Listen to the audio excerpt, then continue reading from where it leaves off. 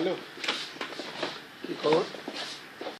Friends, I begin from where Mr. Numi stopped. He asked you, how many of you are, your age, chronological age. I want to ask a little different question. How many of you are not yet married? Please raise your hand. Okay, there are a few. All right. The next one. Listen carefully. How many of you do not have grandchildren? Do not. Do not. Thank you everyone. There is a little saying, when a daughter-in-law comes into a new home, leaving her natal home and coming to her in-laws' home, she is welcomed, she is accepted, etc., formally, in the presence of several guests and others. But then soon the guests leave and the relatives leave, etc., and then life begins for her. But she is not really accepted till she gives birth to a child. Am I correct? Yeah. In the old Orthodox. Yes, some are agreeing with me according to the old practice, old tradition, etc. Yes, there are different interpretations. She is not really accepted as the daughter of the house until she gives birth to a child, and I stand to correct myself. Until somebody already made the right observation, until she gives birth to a male child, and then she is accepted, and she is alright. She becomes a real member of the family. And to those to whom I asked, how many of you are not yet grandparents, there is also part of the Indian family, Indian tradition, because the fathers still keep controlling the parental business in many cases.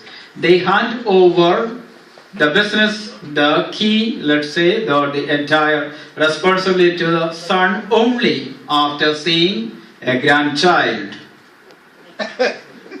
Not always, but most of the times. Why did I bring this? Because we need younger members. It's true that several of you have been serving in different capacity for the ALSOC several years. On the one hand, we really appreciate the experience of the elderly persons. We are happy about that. Dear friends, at the same time, we also need the enthusiasm of the young people.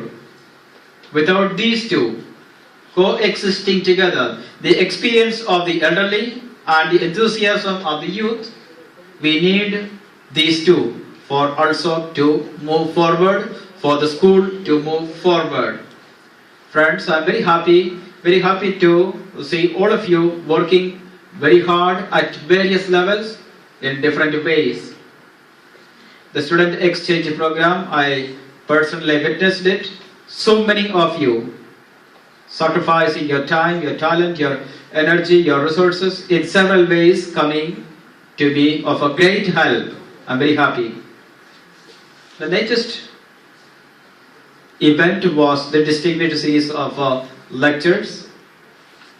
Several of you, in spite of the pouring rain and the practical difficulties all around the city at that time, several of you worked hard, late at night, decorating the auditorium and getting several things done. It's all, dear friends, because you love your school, because you love your batchmates, because you love everyone. You love the present student, you love the present administration, you love the present teachers, you love your own batchmates. Your service is an expression of your love. I'm very happy about that. And I would go along with someone who suggested very well that we need to have more of a fellowship meeting. Alright, we come once a year, twice a year for this formal meeting that is little dull and boring. Sometimes we get into business related items, but we also need a fellowship meeting. Come together and nothing very formally to discuss, but enjoy the presence of one another, chit chat and a little fellowship. I would say keep it open, do not restrict to, let's say, persons X, Y and Z are able to come that month's fellowship. Well and good. Some others, A, B and C are able to come for the next meeting. Good enough. I think we need to go in for that fellowship meeting, and I look forward to spend time with that. Some time ago, I really do not remember who the person was. I think it was during the December alumni reunion gathering day. One of the alumni members made it a point that he has got some contact with Father Boucher, and that he was exploring the possibility of another student exchange program with Luxembourg, and it was also pointed out to Mr. Aditya, I think that he would give the email address and further details. I do not know. I request all the members present here, if you do have any contact with the family members of Father Boucher or his institution, etc., please get me the initial contact.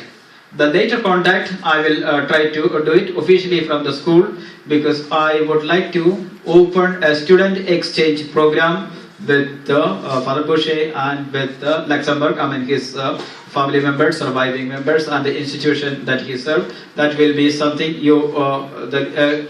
good tribute we could pay, and I would look forward to anybody who can give me the initiative. Rajan Surya had given us that contact, and he sent me the emails that were exchanged. I'll pass it on to you tomorrow.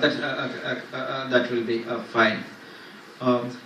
A little concerned, I do not know whether this is the right forum for me to express that. Nevertheless, I do express the ALSOC clinic.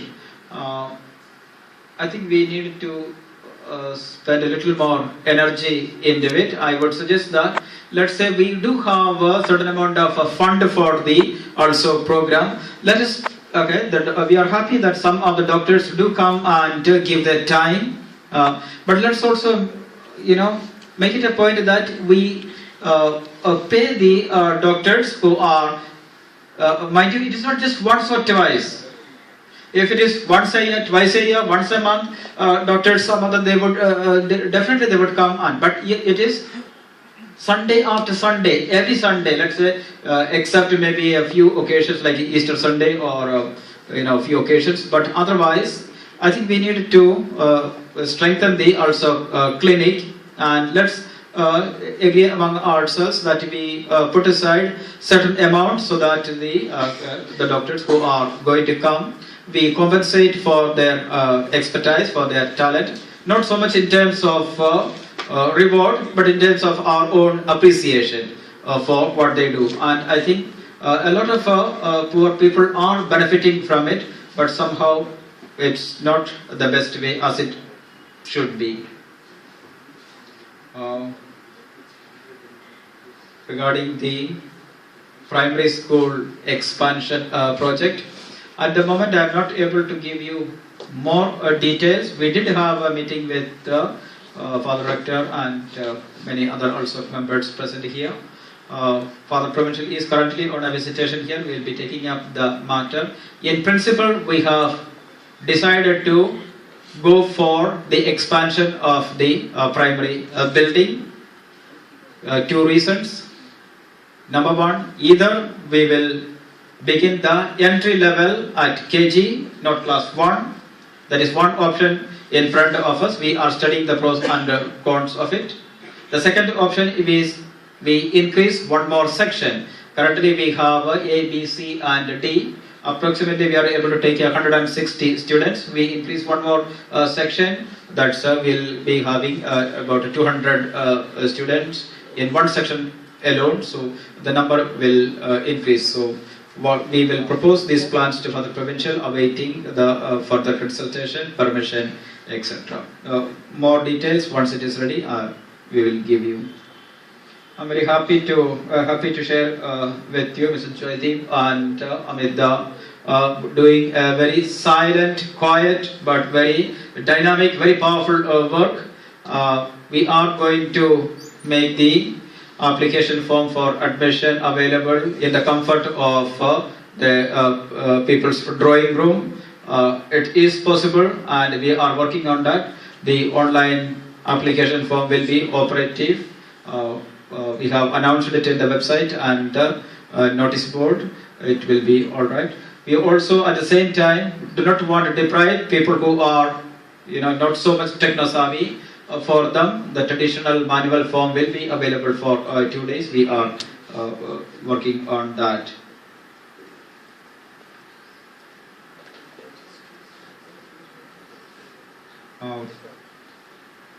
I will not say much on the fund raising, budgeting, reunion chair, etc.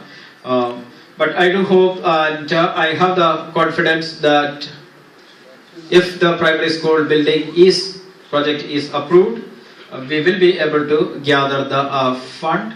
The school has certain amount of money to spend for the project. The remaining one, we do not have the full amount. Even at the the last year's proposal, we do not have the sufficient required fund, but we would definitely need the fund. But part of it is available with us. The remaining, I'm sure, with all of you, we will be able to gather and with your help. So thank you once again, everyone, and wish you all the very best.